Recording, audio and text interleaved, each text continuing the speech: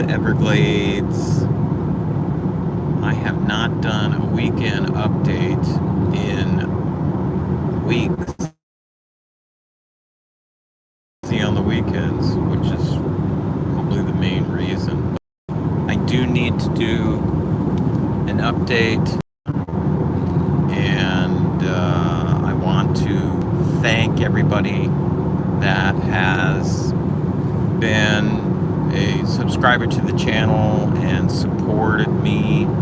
I appreciate all the people from my Twitter family, which is my biggest growth family, mostly because those people on Twitter are in the nutritional profession or medical profession, and have been encouraging, beneficial to my life, and I appreciate that. So what I want to talk about today is what's going to happen, what's happened in the past week and what's going to happen in the next week. I just got in, and let you guys know that I am not sure where my cap is, but I do have a cap for my airline, but it's not here. Yeah, and of course I'm driving, so I can't look at it, but I do put the cell phone in a holder here, so you know I don't have to hold on to it or even look at it, and you guys can, I always say you guys, but I know this video is for you. You can be with me and join in if you want to in the chat, even though I don't see the chat window on the phone here. Nonetheless, let's talk about what happened. Like last weekend, I have been working. I went back to work this month. I think that was an important step for me. I became even more encouraged in what I'm doing. And the reason why that's encouraging, because I feel that when you have an issue like I do with my health, which is a diagnosis of cancer, it's very important that you get back to life, get back to living. And when you don't, you kind of open the door for a little bit of negativity to start happening in your life, which is where your mind comes in and said, I probably am not well enough to get out in public, and you stop dreaming, you stop doing the things that, because the issue, which for me is cancer, takes over your whole being, and it's like, okay, we got to figure this thing out.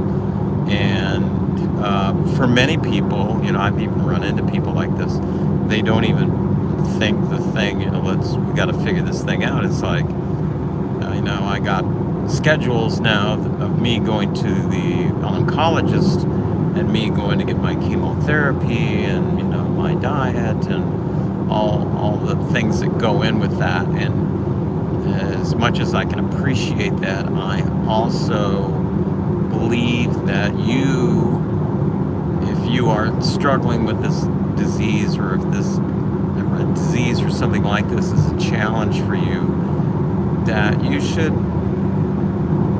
bust through that want of having standard of care, which is having the oncologist take care of you and the nurses take care of you, and find out what's best for you.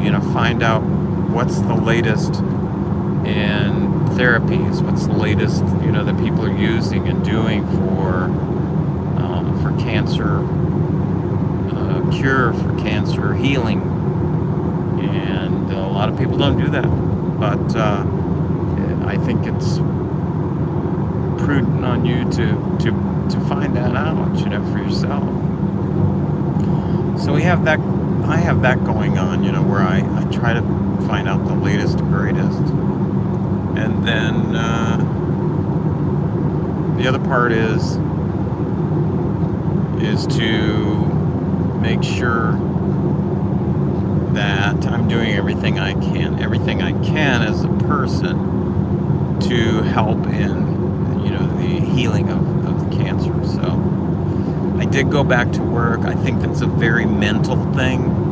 I think, if you're in this at all, you need to believe that a healing is going to come and believe that you're going to overcome, this whole thing.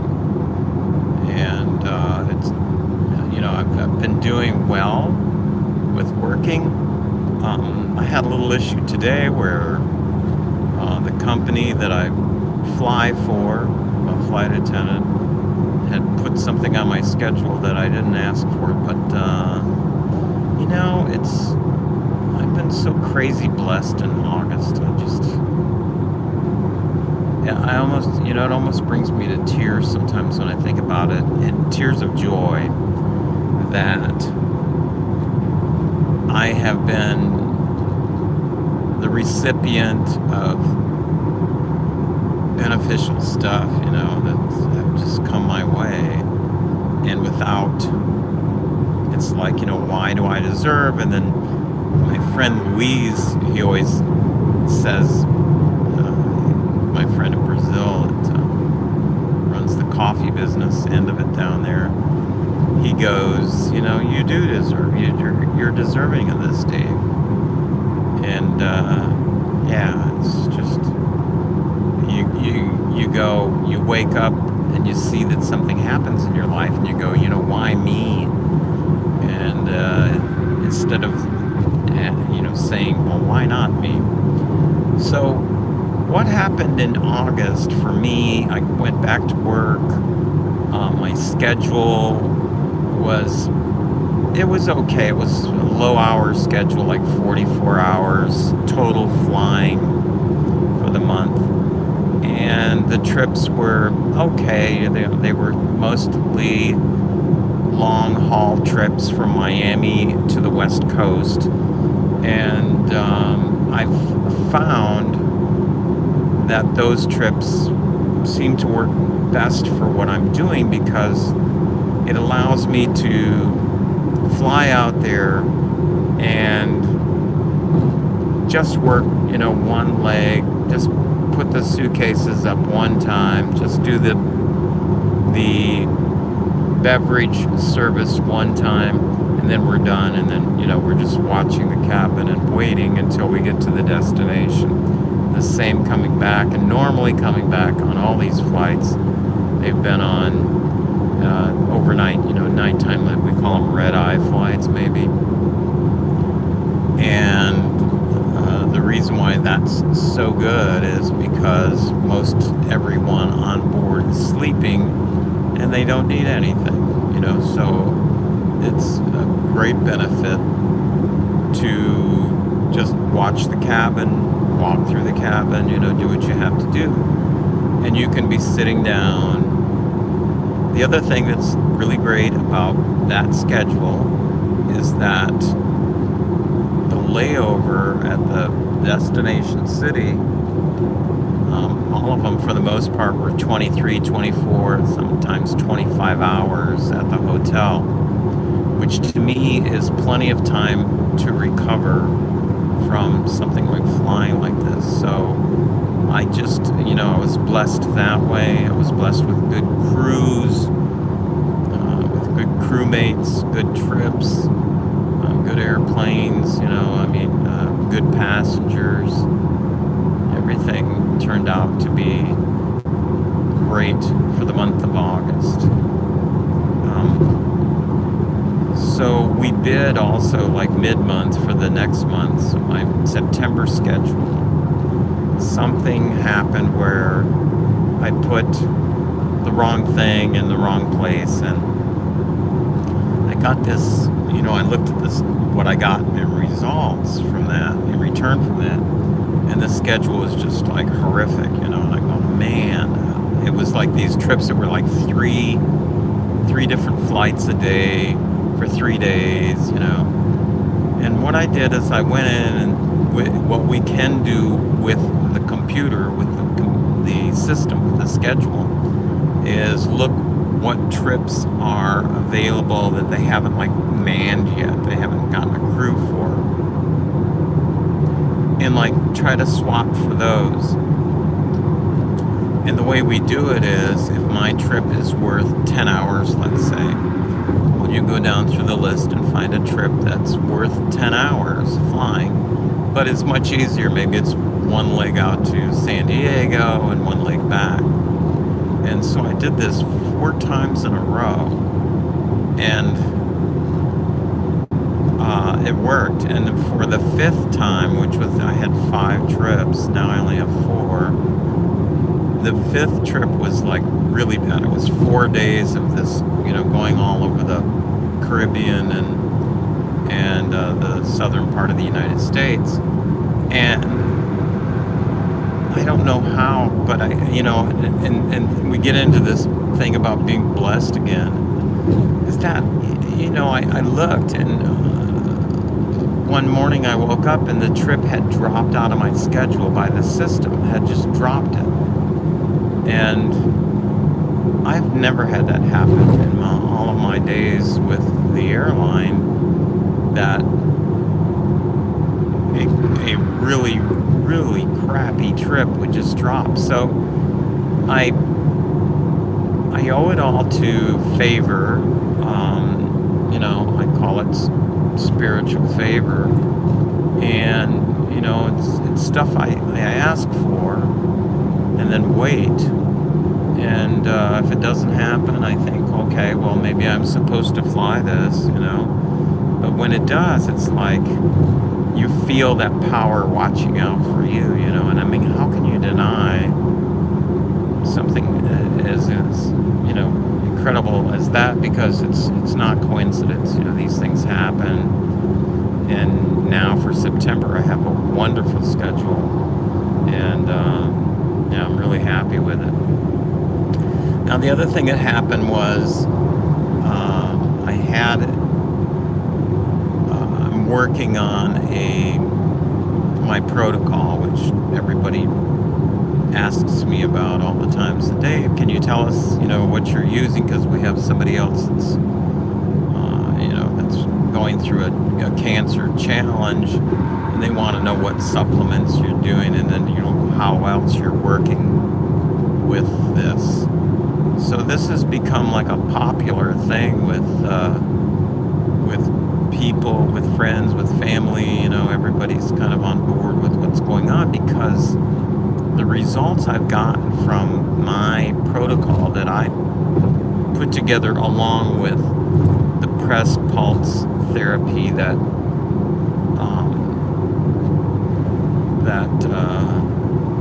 Dr. Don D'Agostino from Tampa, and also Dr. Seyfried from Boston had put together in a scientific paper, saying that if you go on a therapeutic keto diet, they really need to pave this road out here. I mean, it's a toll road, and there's a lot of it you should use the money for that. Anyway,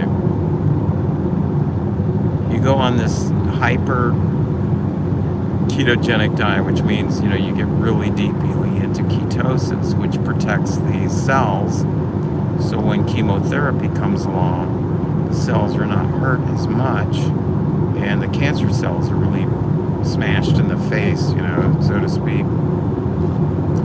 So that, along with some of the other things I'm doing, which would be the use of glucose and glutamine inhibitors, and then some of the other therapeutic things I do, such as sleep. I talked about mindset a little bit earlier on this video, and just general overall happiness, being an advocate of your own health, trying to stay strong, and hard on it, right? So, and I'm putting that together in an online series, and the reason I'm not so pushed and excited to put something together, either in a video, short video, or a piece of paper for someone, is because this is something I want in control over, first of all, and then I want to have it in a package that people can come to and get for themselves. So whenever someone asks me, can I have a copy of your protocol, either I don't answer, or I say, yeah, I'll get it for you, and hopefully it'll buy me more time to do this. I do help people, when I have cancer, people that have a cancer challenge or cancer disease come to me and ask, then it's a little different, because I can give them, what I'm doing and try to help them get into the same situation. It's not easy for everybody. It's a difficult diet, difficult lifestyle to follow. But in doing this, I'm doing short interviews with people who have either scientific work in the area of workouts as for people with diseases, challenges, or the sleep environment, also the diet, and several other things. And then I was blessed with the ability to be able to interview one of the co-writers of that paper I was talking about, Dr. Don D'Agostino in Tampa, who works at the University of Southern Florida as not only a professor up there, but he also has some scientific research going on there with the ketogenic diet and very many other things that he's doing. One of them is the work with the Navy SEALs. When they use a rebreather, they have been having seizures because of rebreathing oxygen that's been used, and carbon dioxide and stuff like that. Rebreathers are things that allow Navy SEALs to go, sort of like James Bond, go underwater without any bubbles. So you can't really tell they're down there because they're rebreathing this oxygen. But the note was noticed that they were suffering, and then when they get on a ketogenic diet, it keeps them from having so many seizures. So work's been going on there, and he is also the one that did the press pulse therapy, which is the therapy that I use with my cancer situation.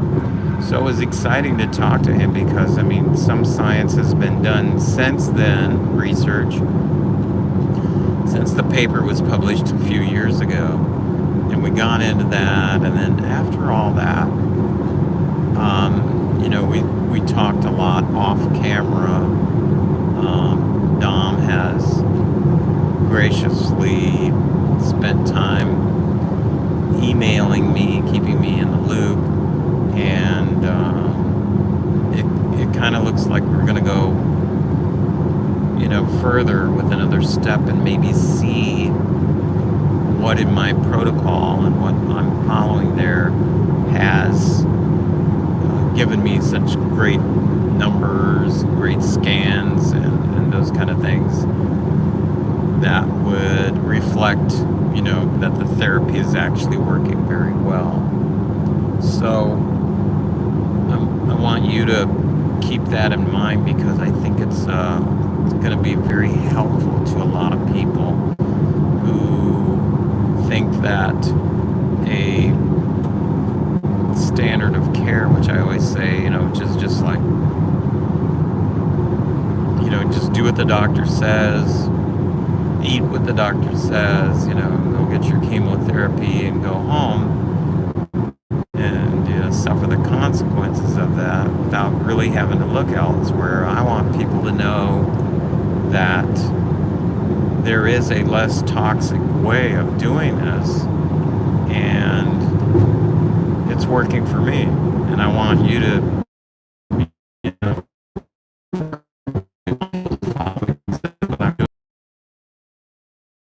things in my protocol and try. For some people, it will be easy to do, and for others, I know it's going to be very hard because that's just the way we are as humans. But hopefully, this word will get out soon and quickly, and we can help a lot of people. I'm coming up on an area where I don't have a whole lot of signal there, and I'm not sure how the YouTube Live handles that. If it keeps recording, then dumps the video once it gets a good signal. So we'll see. But that's where things are at. I did have a remote Zoom call with one of the oncologists I've been working with up at Moffitt Cancer Center. He said that all my charts and scans were great. And I said, well, if so, then is there a way that we can cut back on my chemo? Because that's been one of my biggest arguments. And so what he has agreed to do, and hopefully we can start this week, is to have my 2 weeks on, 1 week off. Because right now it's 3 weeks on, 1 week off. So this will have less chemo, means less.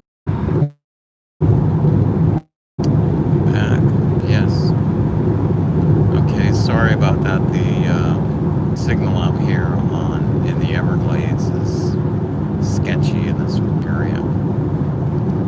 But getting back to talking about putting this protocol together and getting the great word from Dr. Kim up at the Moffitt Cancer Center that we can cut back on the chemo and use more of the therapeutic ketosis. It's a wonderful thing. So gonna be coming up to another area here where the signal is not so great. So what I'm gonna do probably is end this now and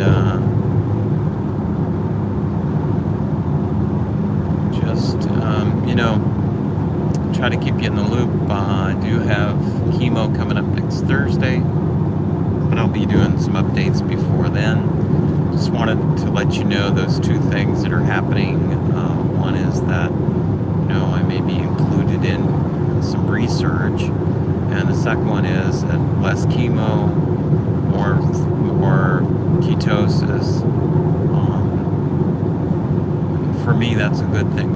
As the oncologist said, Dr. Kim, we're going to keep an eye on the numbers. So, we want to see if this is going to be a good thing, if the chemotherapy can continue to be a positive thing. So, yeah. All right. Thank you so much for being here. I'm hoping that this thing is still recording. And, I'm going to get off here and I'll just see if the video gets uploaded to YouTube because, I wanted to do this update for some time now. All right. Thank you so much and have a beautiful, beautiful day. Please comment and please get your friends to